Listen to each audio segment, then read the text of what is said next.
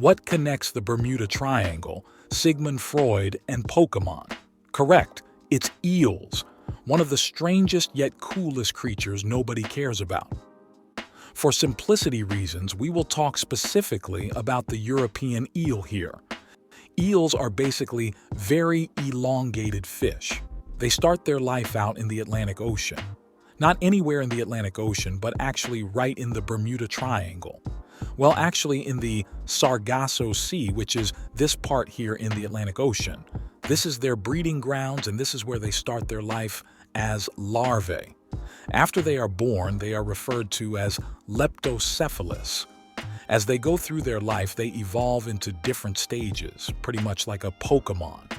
They travel across the Atlantic Ocean via the Gulf Stream. As they reach the European coast, they evolve into their next stage, the glass eel.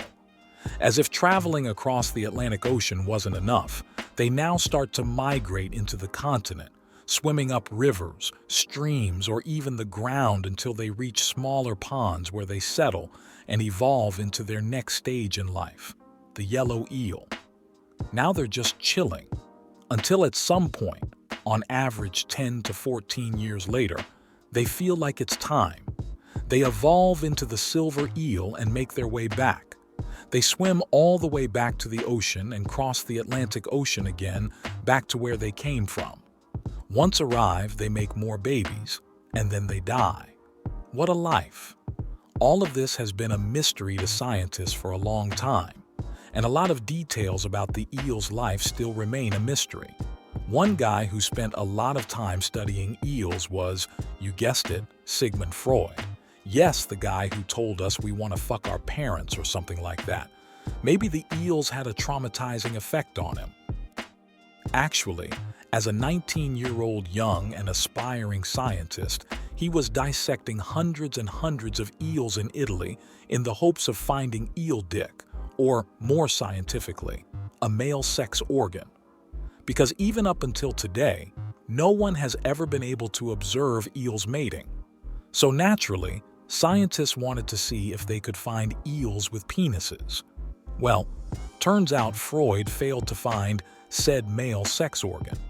He was very frustrated and set out to do other things in his life.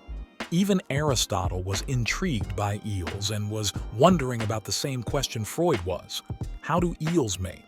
He thought that they simply didn't and that new eels just grew in the dirt. What an idiot, loser, moron, dumbass. Today we know that eels only develop their sexual organs on their way back to the Sargasso Sea. One mystery that still baffles scientists is how the eels determine when they evolve into the next stage. There was a story about an eel living in a fountain in a rural Swedish town. Before there was a modern water system, people would apparently dump eels into their water fountains to get rid of the bugs living in it. As the eel named Ale could not get back to the Sargasso Sea, it never evolved into its last stage and just kept on living. According to a news article, it finally died in 2014 at the age of 155 years old. Dude was alive when shit looked like this. Anyway, like all nice things in the world, we can't have them. According to the International Union for Conservation of Nature, the IUCN, the European eel is critically endangered.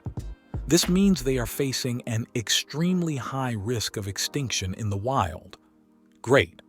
Overfishing, accidental import of invasive species, specifically a parasite that kills eels, or artificial constructions on rivers, such as dams, have caused eel populations to dwindle drastically. Anyway, you are now armed with more random knowledge to throw out at parties you don't want to be, with people you somehow feel like you have to impress. So you talk about eels, but then in the end it actually just weirds everyone out and you feel stupid, but you're actually not. You're great. Thanks for watching. See you next time.